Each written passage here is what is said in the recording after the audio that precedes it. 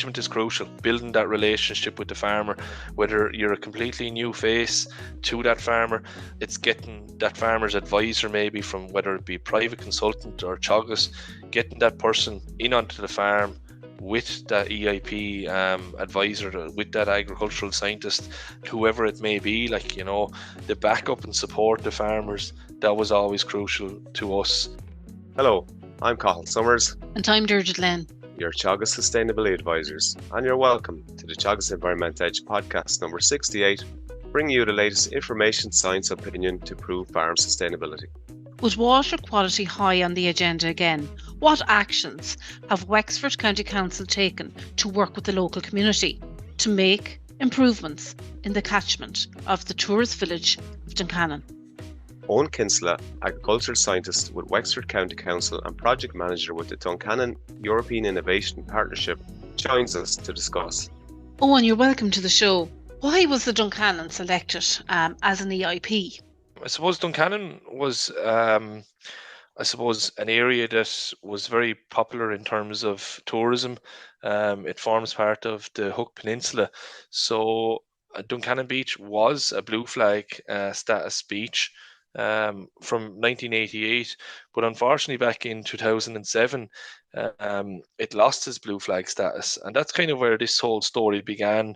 And in 2016, 2017, Wexford County Council, the lead partner of the project, they got word about the CIP funding, and it kind of went from there.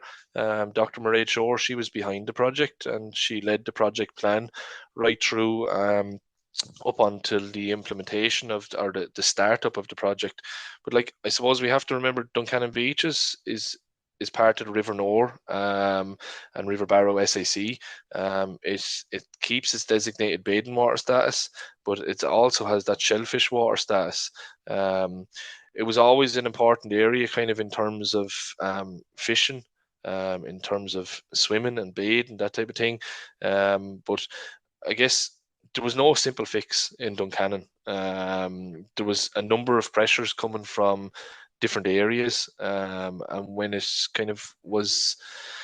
we started the project, we started seeing those pressures on quite a frequent basis, and this is why we kind of looked at the EIP model to see exactly what we could do.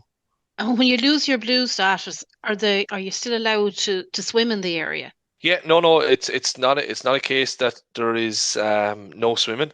No swimming usually comes into it when there is certain levels of bacteria found in the waters.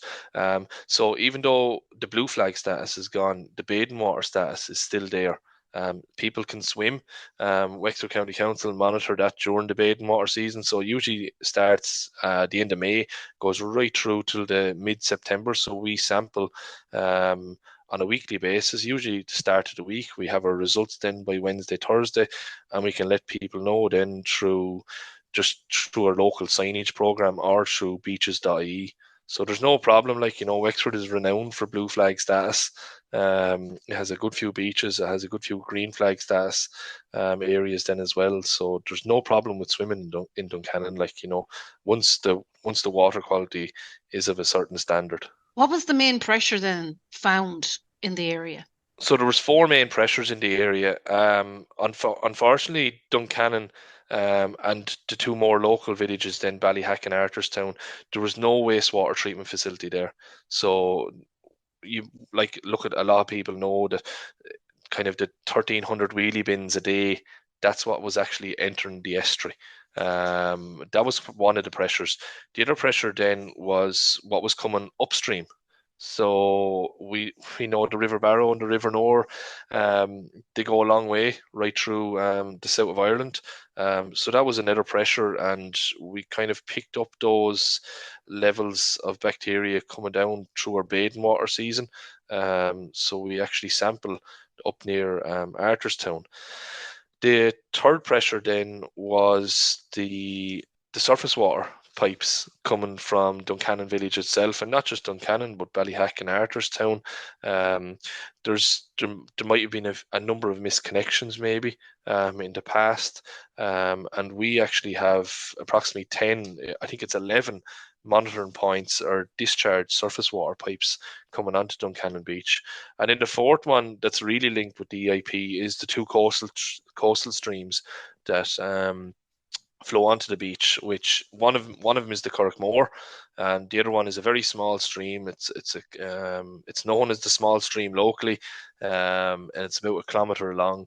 So we were seeing quite high E. coli and enterococci levels coming down through them, and through our although not involved in the organisation back in 2016, 2017, there was a number of investigations done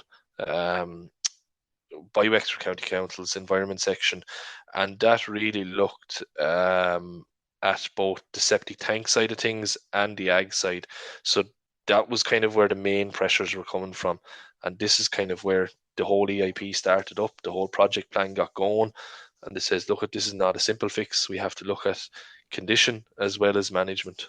As a local, I know I live in 10 minutes over the road on, and we go down to that beach a lot. Even our football team would train there regularly as well, and it's a savage beach. It's really nice. So I think a lot of locals are delighted to see you coming into doing something in Duncannon, because it's such a great place, and it's massive for tourism down this way as well. But we all thought it was sewage and nothing but waste sewage going into the water at the time. We never even imagined farming was part of the problem. Where did that arise? You're right, Cathal, in a way, that sewage was a problem. 1,300 wheelie bins discharging into an estuary, it's not a good thing, especially when it comes to 2022 or 2023. But the ag side of things came into play when Wexford County Council started looking at the two coastal streams. There was a number of farm inspections carried out in that area, and there was a number of non-compliances. But that's not to say then that the two coastal streams actually carried that human influence as well from septic tanks. I think there was roughly about 20 inspections done, and there was a number of discharges found, but not just kind of discharges from farmyards. There was a number of drinking points and different pressures coming from the landscape itself. What's the catchment area like itself? How big is it, or is there many farms in it, or many people living in it? Or tell us a little bit about it.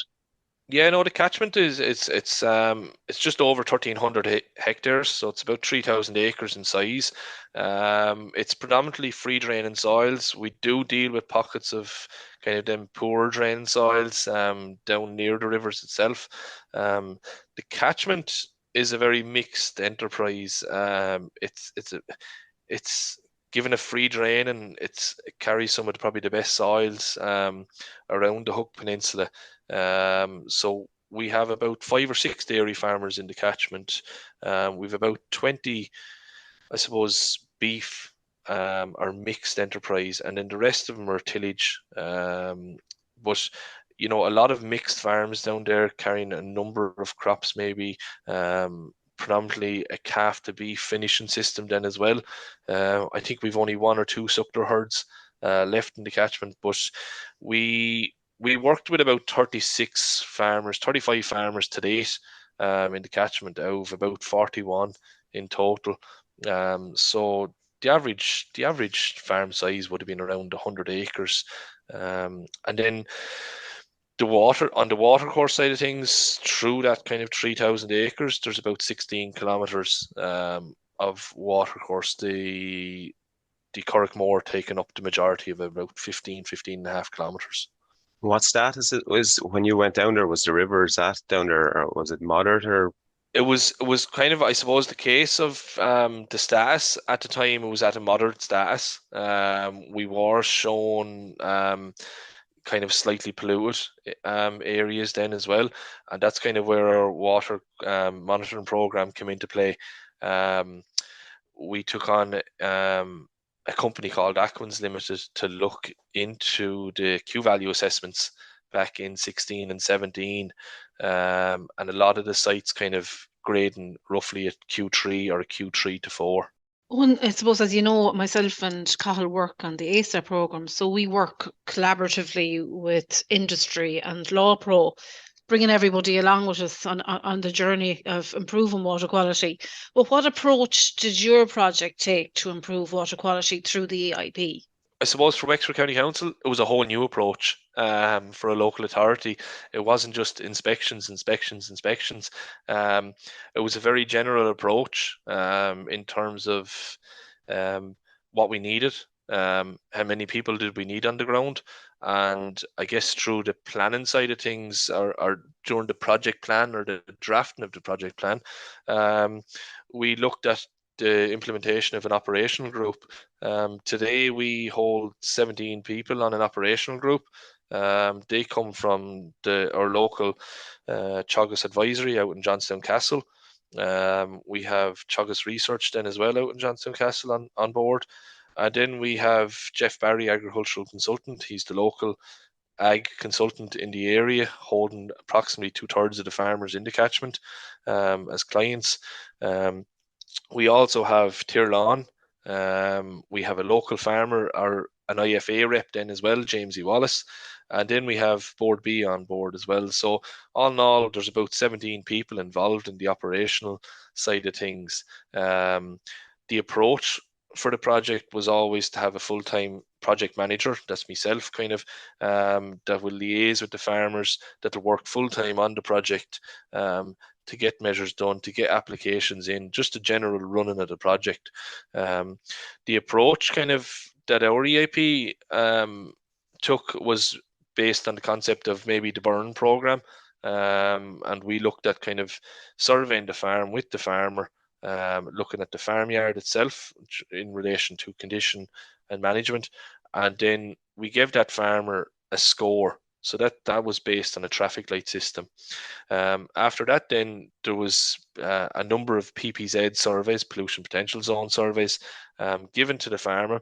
The farmer was able to see then exactly how they could improve their status, whether it was landing in a red in 2019, getting up to a yellow in 2020, and so on. But the most important thing was the water protection payment, the annual payment, that incentive that farmer could get by achieving a certain status. After that, then we looked at grant aiding a possibility of works. I suppose a number of works that we looked at, kind of, there was probably 7 or 8 core improvement works, and we were able to grant them then at 50%. There was a number of measures then taken at 70%, and a number of measures that were 100% grant aided that were vital to the project as well. And then really outside the farm side of things, then we were monitoring, I suppose, farm practice change and water quality. I would have done a lot of the sampling myself. We would have sent the samples off to ALS, a local lab based in Tipperary. And then we got in Aquins Limited. Jan Robert Bars was the man that came down and done a number of Q value assessments on site. And then just, I suppose, the other approach then was the wastewater treatment systems that our environmental technicians were brought into the area and looked at a number of septic tanks, and that kind of created that local awareness program to see exactly where our septic tank status was. So the engagement and the incentivizing were extremely important to get it off the ground, to have buy-in. Yeah. No, without the engagement, without that incentive, Deirdre, I don't think we'd be at where we are today. How much money, Owen, did you have actually? And I suppose just going back to the incentive, the engagement. I'm just thinking now from the farmer's point of view, you have the local county council who historically would have been there to, I suppose, I don't know how we describe it, come in, do inspections. So farmers will be slightly scared of bringing you in. So how did they react to you coming along and saying, right, we're here to solve your water quality problems, but we want to come assess your farms and score them, but we have money for you. How were they nervous? I know you engaged with the majority of the farms in the area, but I'm sure there must have been a level of kickback. Yeah, so the first probably question there to cover, our original budget, Cathal, was 550,000, based on a 3-year program. I suppose we started in a kind of 2019, the end of 2018, 2019, and I suppose we were hit with COVID. which had a major issue in terms of visiting the farms, that type of thing. So we had a kind of an underspend at the time, and we actually approached the Department of Agriculture, the locally led section, who co-fund the project. And through that, we were able to get it was actually a 2-year extension. And we had a total budget of just over 720,000 for the 5 years. Second thing, yes, Wexford County Council, it was I suppose historically it was all about kind of inspect and enforce. But again, it was the whole role of the sustainability or the project manager that really kicked in. Luckily for me, my past work through FRS Network and the local Teagasc office, I was actually known by a few farmers in the area. You were well trained in all what you're I saying, was really. well Good trained, friendship. yeah. But that was kind of really the backbone of it, to be honest, Cathal. It was the 5 or 6 or 7 farmers that knew me that actually spread that word out. That look, we know this lad, and he's coming in to try solve an issue, but he's willing to work with you.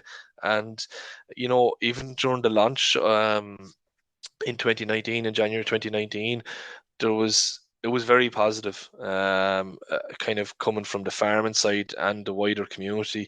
People were very happy to see something being done about a local problem.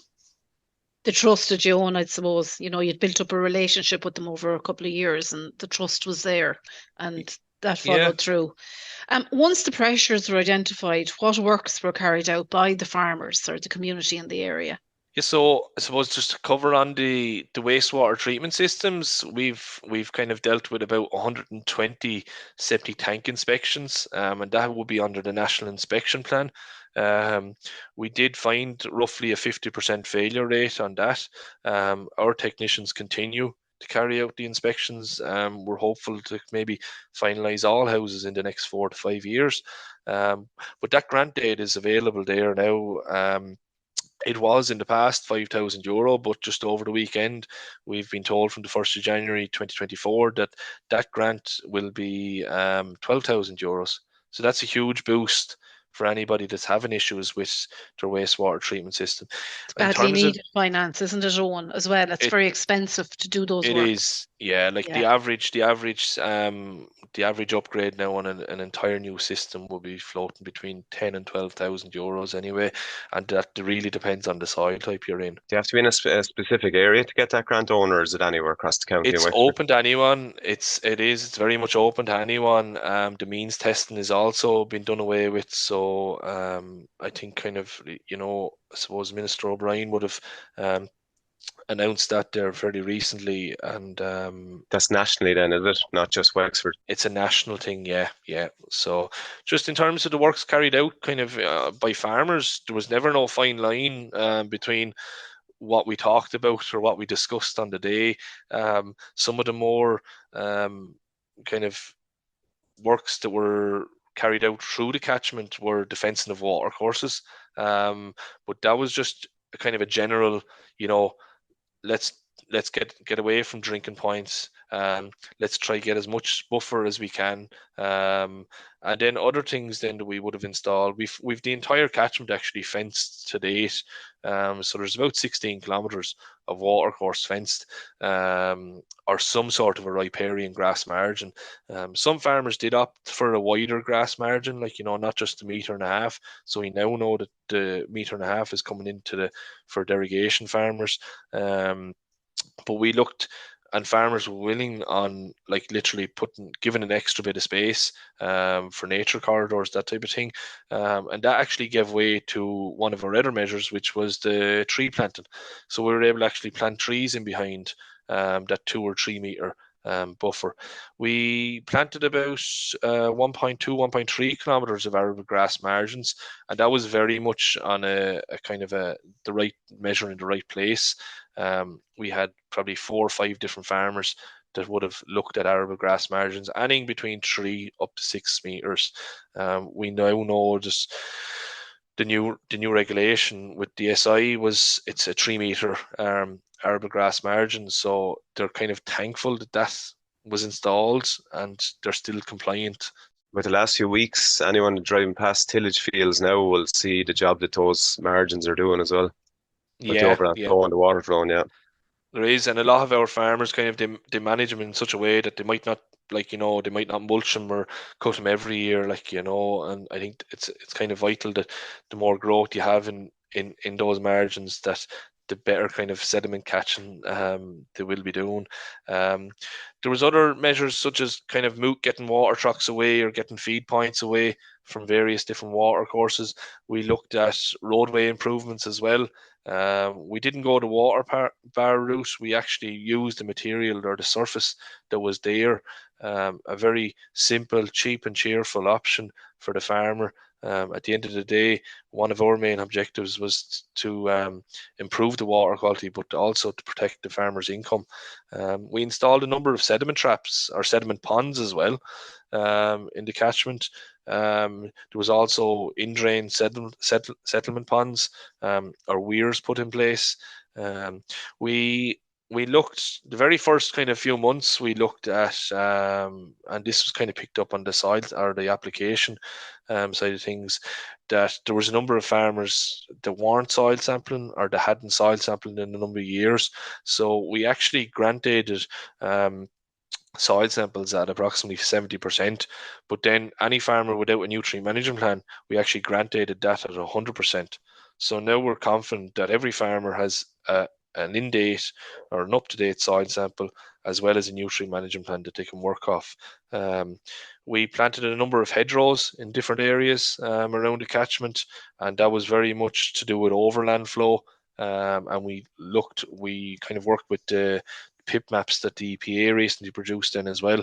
And just various other things there was a general discussion around cover crops and the type of hedgerow planting, lime advice, that type of thing. There was so much to be talked about, and use of all people, when you step onto a farm, you'll talk about anything from live weight gain right through to grass growth.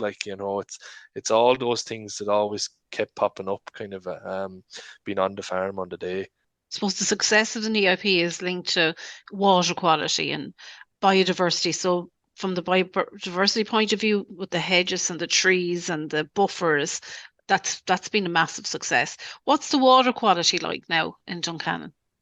So yeah, that's kind of the question that I get asked now in the last 12 months. Where are we with water quality? Look at DIP; it has been a success, and there's different aspects of it, like from the approach, from the engagement, from the works done, to the water quality, to the local water quality, to that farmer's local water environment, from the ecology assessments, from the community engagement. It's all been a success. One of the biggest risks that this project was always going to have, or that was always going to have to work with, was the risk of the general bathing water status dropping. And that's exactly what happened, unfortunately. We were dealing with poor status, sufficient status back prior to the project. We did go to good status, and now we've dropped back to sufficient, unfortunately. And it was always a risk that was always going to be there. But it's I know it's a success because our bathing water, our water quality sampling program, that's seen improvement. That's seen a downward trend. I think there's roughly 9 out of 12 sites showing a downward trend in terms of E. coli. Enterococci levels are dropping at 10 out of 12 sites. Those other sites, yes, they'll need more investigation, to see exactly what's going on. Maybe it could be a pipe, a discharge pipe. Maybe it could be from a house, it could be from a yard, something like that. But we'll continue to do investigations in the area. I suppose 2023 brought a great year. 2022 was great for bathing water status. 2023 we saw 15 weeks at excellent status. Right at the end of the sampling period for the bathing water status, we had a blip. And we ended up having to close the beach. Those things will happen, and I can't stress enough. Duncannon Beach and Cahill, no, it's not like no other beach in Ireland. It's part of Waterford Harbour Estuary. It's not like a coastal beach like like Coraclow, like Cairn, it's, we get flushes down the estuary. And unfortunately, whether we're sampling on a Monday or a Tuesday, it's kind of a snapshot in time really that we have to deal with, and we have to sample it. But it's been a success, Deirdre, and I think water quality, we look at 2026 now as a possibility of regaining blue flag status. I think you've hit the nail on the head there. It's not about clicking the fingers and the job is done. It's fixed. You mentioned it, trends. It's all about the trend, and if the trend is going down, you're winning, as far as I'm concerned. Owen, you know that our program, the Agricultural Sustainability Support and Advisory Program, are launching a massive EIP. We're in the midst of it, just about to kick off now shortly, where we'll have a substantial amount of money, where we'll be visiting farmers nationwide in different areas for action, where we will hopefully simulate, similar to what you were doing, putting measures in place to try and improve water qualities in different areas. You've gone through the process of a project very similar, where you've identified an issue, you've given the farmer a plan where they can put something in place, and you've given them money to support that. Is there any learnings from your project that we could carry through to our program, I suppose, for our EIP? Look, there's a number of points, and I suppose I was just writing down a few this morning from our learnings. Like, engagement is crucial. Building that relationship with the farmer, whether you're a completely new face to that farmer, it's getting that farmer's advisor, maybe from whether it be private consultant or Teagasc, getting that person, in onto the farm with that EIP advisor, with that agricultural scientist, whoever it may be, the backup and support the farmers, that was always crucial to us. Whether it was dealing with the financial aspect of putting in a sediment pond, whether it was the organizing of, the digger contractor coming in, or whether it was just the design of the project or the task ahead, that measure that's going to be put in, setting kind of dates, that type of thing, of what day we're going to do it, how long it's going to take, just the small things like that. I think it's vital. I believe there's going to be an application form where farmers can sign up to this. We kind of had a great operational group from Teagasc Advisory and Jeff Barry. I think it was crucial that application form was filled in actually by the advisor and not by the farmer, because at the end of the day, we needed so much information to assess a farm, and I'm sure the national water EIP will be the same. I think probably the water protection payment was the big thing, that incentive for the farmer. I think without that, I can't see kind of farmers doing works, and I suppose it links in with the improvement works as well. And I think it's probably important not just kind of looking at works maybe, or improvement works, but maybe scoring the farmyard as well. Looking at the condition of facilities, having that general chat with the farmer, to see exactly where they stand in terms of compliance, because at the end of the day, it'll be free advice, it'll be confidential. And it was the same for our EIP, that we were stepping onto a farm that that farmer could be farming for the last 50 years, and we just kind of needed to advise the farmer where they stand in terms of nitrate. But I think the engagement is crucial, Cathal. I think the backup, the support, the incentive, they're all crucial aspects to a smoothly run EIP. Yeah, look, Owen, I've been down on walks in your EIP, and I know a number of the farmers down there, and they're actually delighted with the whole process, and they're very complimentary of what you've done the last couple of years. So very well done on that, and the very best of luck in the future. Thanks a million for joining us on the show. Thanks very much. That's it for this episode of the Teagasc Environment Edge podcast. Thanks to Eoin Kinsella, agricultural scientist with Wexford County Council and project manager with the Duncannon European Innovation Partnership, for joining us on the show. Don't forget to rate, review and subscribe to the podcast. You can listen on Apple and Google Podcasts as well as Spotify.